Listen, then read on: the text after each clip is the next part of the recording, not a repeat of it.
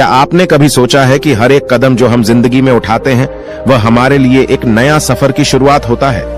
आज हम साथ में उस सफर की शुरुआत करेंगे जिसमें हर काम को ध्यान बनाओ और आगे बढ़ो का मंत्र हमें सही दिशा दिखाता है। इस मंत्र के पीछे छुपी ताकत है जो हमें हर एक कार्य में, हर एक लम्हे में नई दिशा देती है। जब हम अपने कामों को ध्यान से करते हैं तब हम अपने इरादों को साकार करते हैं, नई मंजिलों की तरफ बढ़ते हैं। आज हम सीखेंगे कैसे ध्यान से काम करके हम अपने सपनों को हकीकत में बदल सकते हैं, कैसे हर कदम एक नए सफर की शुरुआत बन सकता है। तो चलिए आज हम इस मंत्र के साथ मिलकर नए सफर की शुरुआत करते हैं जिसमें हर कदम एक नई कहानी का आरंभ होगा।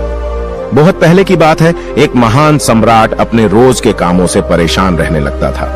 उसको हर काम में मन नहीं लगता था। तब एक बार सम्राट के कानों तक बात पहुंची कि उसके राज्य में लाऊ नाम का एक बौद्ध भिक्षु असाधारण दार्शनिक रहता है। जब मंत्रियों ने बताया कि लाऊ के एक एक शब्द में जीवन का सत्य छुपा है, उनके जैसा प्रबुद्ध व्यक्ति दूर दूर तक नहीं है, तब सम्राट ने सोचा कि एक बार चलकर देखते हैं कि लाऊ झुंग कितना महान है। अगले दिन सम्राट लाऊ से मिलने निकला। लाऊ पहाड़ के पास एक छोटे से कस्बे में रहते थे। रास्ता बहुत लंबा था। बीच रास्ते में पता किया तो लोगों ने भी लाऊ की तारीफ की। सम्राट ने सोचा कि सच में कोई बुद्धिमान, पढ़ा लिखा और प्रभावशाली व्यक्ति होगा। शाम को जब सम्राट लाऊजू की झोपड़ी के बाहर पहुंचा तो एक मजदूर छोटी सी बगिया में काम कर रहा था। शरीर पर मिट्टी लगी थी, पैरों में चप्पल नहीं थी। सम्राट ने पूछा, अरे बागवान महोदय, लाऊजू कहाँ है?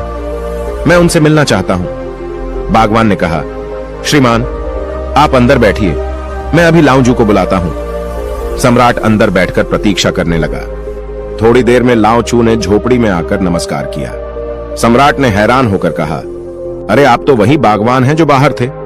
लाऊ ने कहा, कसूर माफ करें, मैं छोटा सा काम कर रहा था। मैं ही बागवान हूं और मैं ही लाऊचू हूं। आप आने का कारण बताएं। सम्राट ने कहा, मैंने सुना है कि आप जैसा असाधारण व्यक्ति राज्य में दूसरा नहीं है, तो मैं आपसे मिलने चला आया। मैं आपसे आत्मज्ञान पर उपदेश चाहता हूं, लेकिन मुझे माफ कीजिए। मैं देख रहा हूं कि आपके पास न कोई किताब है, न कोई सीधी, न कोई कला के संकेत दिखते हैं, लेकिन फिर भी आप बहुत शांत दिख रहे हैं। क्या मुझे आप अपना सीक्रेट बता सकते हैं? लाऊ ने कहा, सुबह का समय ठीक रहेगा, कल सूर्योदय होने से पहले आप मुझसे मिलिए। यह कहकर लाऊजू मौन हो गए। उस रात सम्राट को नींद नहीं आई। उसे कौतूहल था कि लाऊ मुझे क्या बताने वाले हैं। अगले दिन सम्राट पहुंचे तो लाऊजू बगीचे में खड़े थे। लाऊ ने कहा, सम्राट यहां आइए और इस जग से पौधे पर धीरे धीरे पानी डालो। ऐसा करते करते इन 15 पौधों पर पानी डालना, लेकिन पानी डालते समय तुम कुछ और मत करना, न कुछ और सोचना। अपना ध्यान पानी और पौधे पर बनाए रखना। अगर कोई आए तो रुक जाना और दोबारा पहले पौधे से पानी डालना। जब तुम सारे पौधों को पानी दे दो तब मेरे पास आना। सम्राट को पहली बार इस तरह का काम मिला था। सम्राट ने बड़े ध्यान से पहले पौधे में पानी डाला, फिर दूसरे पौधे में पानी डाला, फिर तीसरे पौधे पर जा ही रहा था कि वह महल के बगीचे के बारे में सोचने लगा। सम्राट बुद्धिमान था। उसे पता था कि लाऊजू उसकी परीक्षा ले रहे हैं। अगर वह चीटिंग करेगा तो पकड़ा जाएगा। इसलिए सम्राट दोबारा पहले पौधे पर पानी डाल ले गया।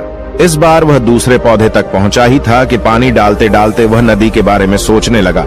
सम्राट परेशान होकर दोबारा पहले पौधे के पास पहुंचा। सम्राट जितनी कोशिश करता उतना व्याकुल हो जाता और खुद को किसी न किसी विचार में फंसा हुआ पाता। आखिर शाम हो गई, लेकिन सम्राट आखिरी पौधे तक पहुंच नहीं सका। जब सम्राट थक कर बैठ गया तब लाऊ ने कहा, सम्राट मैं तुम्हारी ईमानदारी से बहुत खुश हूं। इसलिए सुनो, जब मन विचारों से खाली होता है तब उसमें मन का असली स्वरूप यानी साइलेंट अवेयरनेस प्रकट होती है। तब हर साधारण काम भी तुम्हें असीम ज्ञान शांति देता है। राजा ने कहा, लेकिन यह संभव कैसे है?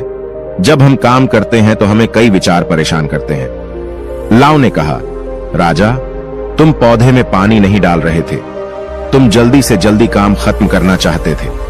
तुम्हें काम खत्म करने की जल्दी थी जिससे तुम मुझसे बात कर सको, इसलिए तुम्हें यह काम बोझ लग रहा था, जिस कारण तुम इस पल में रुक नहीं पाए। अगर तुम इस फल की कीमत समझकर केवल पौधे और पानी पर ध्यान देते तो तुम्हें कोई विचार परेशान नहीं करते। राजा ने कहा, यह सब तो मैं समझ रहा हूं, लेकिन इस पल में रहना बहुत कठिन है। क्या मुझे इसके लिए अकेले रहकर तपस्या करनी पड़ेगी? लाओ त्सु कहते हैं कि शांत मन तो पहले से ही मौजूद है। इसके लिए कहीं जंगल जाने की जरूरत नहीं है। सबसे पहले अपनी सांस पर ध्यान देना सीखो। तब आपको पता चलेगा कि शांति तो सांस के साथ ही बनी हुई है। उसके बाद काम करते करते सांस पर ध्यान बनाए रखो। आप बोलते चलते सोचते हुए भी अपनी सांस पर ध्यान दे सकते हो। जब आप ऐसा करते हो तो बिखरा हुआ मन सिमटने लगता है और एकाग्र यानी वन पॉइंटेड जाता है। वन पॉइंट माइंड से जब कोई काम किया जाता है तो उस मन में केवल वही काम रिफ्लेक्ट होता है और कोई विचार उत्पन्न नहीं होता। जब ऐसा होता है तो कर्ता और कर्म एक हो जाता है और साइलेंट अवेयरनेस जो पहले से बनी हुई थी वह प्रकट हो जाती है। तुम इसे आत्मज्ञान, आनंद, प्रेजेंट मूवमेंट, इसे जो चाहे नाम दो, यह आसानी से प्राप्त हो जाती है।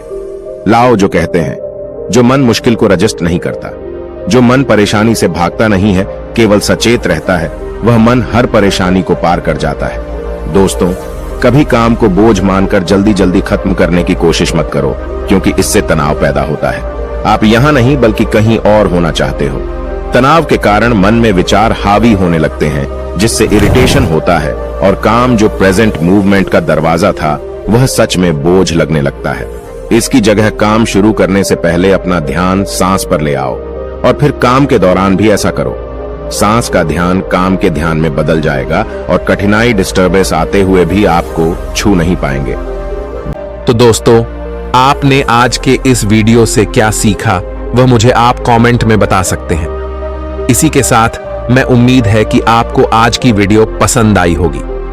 तो इस वीडियो को उस इंसान को शेयर करें जिससे यह कहानी सुनने की जरूरत है और उसी के ठीक बाद चैनल को सब्सक्राइब करें।